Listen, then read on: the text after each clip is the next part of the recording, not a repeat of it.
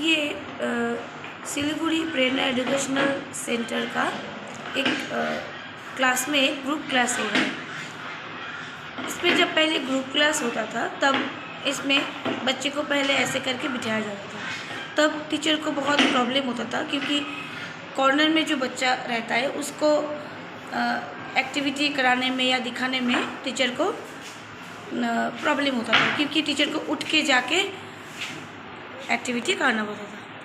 तो इसके चलते एक छोटा सा समाधान निकाले।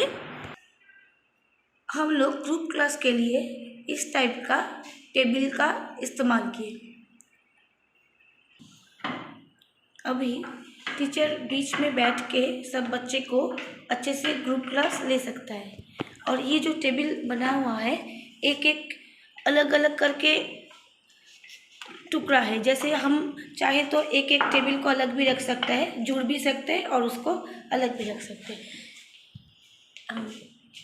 इस टाइप का टेबल इस्तेमाल करके हम लोग का जो ग्रुप क्लास है पहले से बहुत बेहतर हुआ है। Break Free Solutions, brought to you by Project Discovery, supported by Enable India and Google.